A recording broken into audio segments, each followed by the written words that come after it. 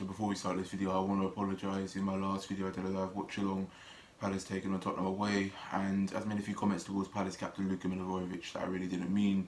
They were disgusting, they were out of place completely by myself, and I fully apologise for that as well. Really didn't mean to, I was just angry at the time, and yeah, just made a real stupid mistake about it, so yeah, my apologies.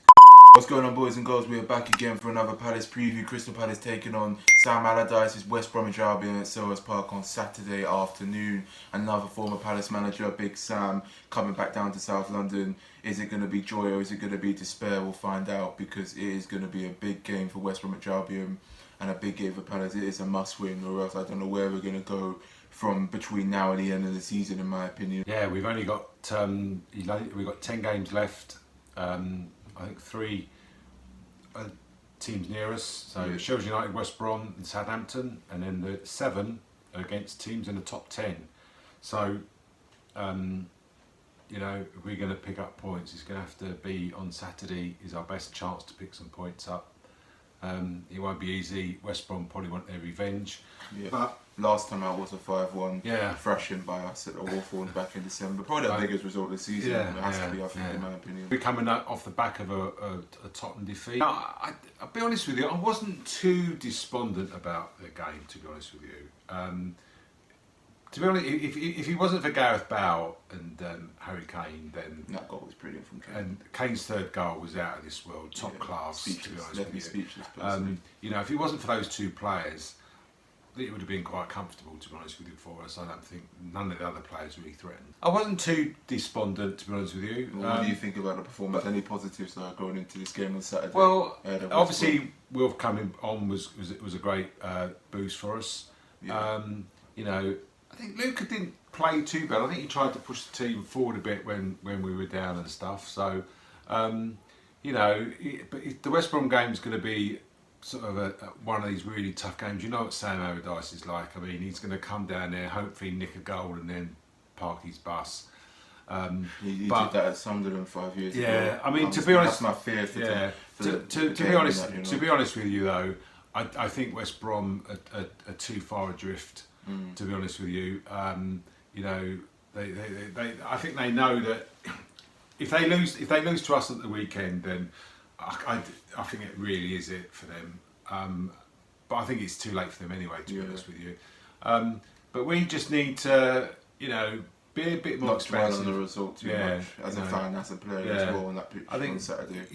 We're gonna have to work hard, as you always do against the Sam Allardyce not team. park the bus, especially when you've got backing into you. We need to sort of we're at home and just show the fans, you know, just go for it. You know what I mean? Get just the 3 points. Just be a bit more attacking. It's a must win. You know, because I don't think defensively West Brom are as good as Fulham. Yeah. So I think we should get more chances.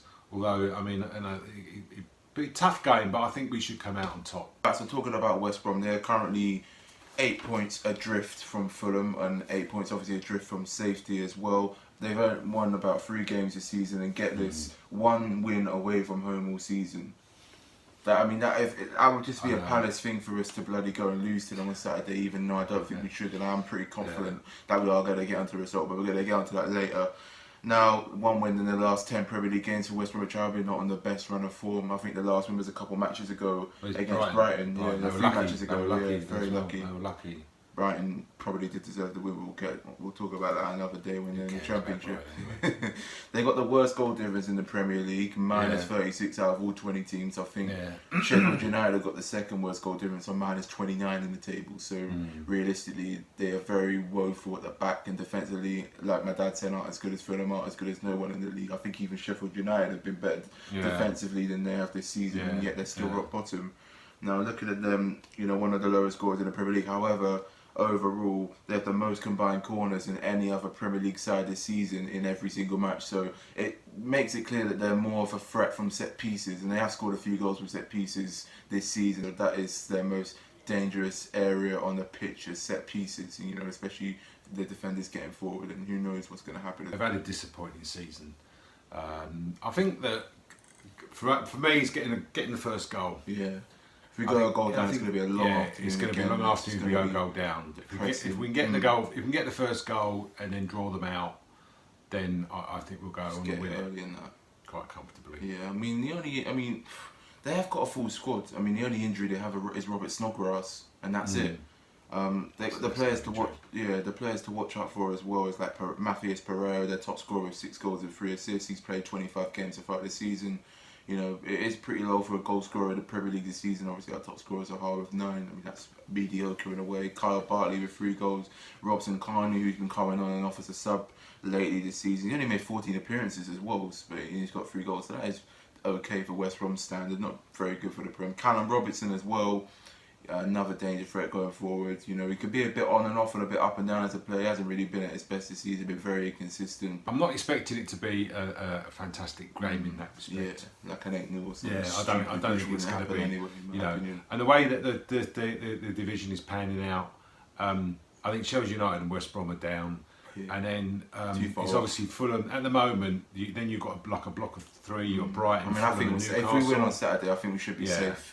And I mean, the way that I was sort of calculating it, on form, if you went on form, you'd have to say Newcastle, because I was doing a thing at the last 12 games. To go down in that. Yeah, the last 12 games, Fulham have acquired 14 points, Brighton have acquired 13 points, Newcastle 5 points. 5 points. From the last 9 games. For a club like Newcastle, we've got 60,000 plus fans watching it. I think, I reckon probably 38, definitely 39 will keep you up this season. We're going to do the team lineup, so change it around. I've gone with a 4-2-3-1 formation. I think this will work against West Bromwich Albion, trying to be a bit more positive, and a team that is more likely to get a few goals amongst themselves, plus a bit of pace with the likes in Sahara and Schlupp returning into the side, which I'm going to get onto in a bit. So, in goal for Sente Gaeta, no question about it, played every minute this season, like I say, the same thing every week.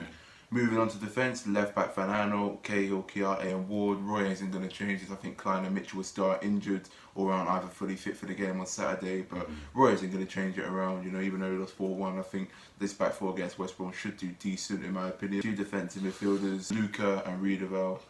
I really hope Riedewald steps up to the plate, and Luca needs to have a better game in my opinion. Although I don't know, I don't think it's that bad, but that error just wound a lot of people up a bit. I saw this season. I just thought I saw a few signs of his fitness being a little bit better, but I might be wrong. I don't know. But I mean, he gave the goal away. So, you know, I mean, he gave the goal away, so which is again stupid errors. Two attacking wingers. There's in the middle, Benteke up front, Zaha on the right, and Schlupp on the left. I don't think Roy's going to play that, but I like the fact that having Schlupp and obviously Zaha in the team, we've got 2 players there that can take that ball quickly forward. I think Zaha on the right, he can play on the right, so maybe. I think he will do well. Schlupp back in the team, that will get his confidence back up, and hopefully he scores another goal at home. You know, I did on New Year's Day against Sheffield United. I think we could but I think we can afford to be just that little bit more positive weekend, hopefully. Obviously, Benteke up front and that. Well, I mean, Batman's done out here. Ayew, he just needs a bit of a rest. Arteta, obviously not being in the side. I mean, let's be real. Roy realistically is going to beat Benteke because he scored another goal away from home against Tottenham despite the loss over Mateta. Yeah, I think with Benteke, he's a better overall footballer. You know, his issue's always been like just not scoring goals. I mean, you know, if that guy just worked that 10% harder on the pitch, he'd be sensational centre forward, to be honest with you. What are your predictions? Be realistic for Saturday. 2-0 Palace. I'm gonna go 2-1 Palace, 2-1 Crystal Palace. You know, it's gonna be a close call. I think West Brom are gonna be up for the game, despite them being down already in that. I think in the next month they'll be relegated, but it's going to be a tight one. Let's just hope we're not the second team for West Bromwich Albion to win away from home. I think West Brom's only win away from home anyway was against Wolverhampton Wanderers early on this year, and only given a 1-3-2 surprisingly with 2 penalties. So just got to control the game and don't be clumsy. Do you know what I'm saying? And just compete with them, or else it's just not going to be our day. Do you know what I'm saying? So we just need to get a win, and we need to get 3 points and confirm our safety on Saturday. Fingers crossed. That's the end of the video. Like, share, subscribe. It's going to Twitter and Snapchat. Link in the description below. Road to 2K round of the year. Come on, Palace. Let me down in a bit.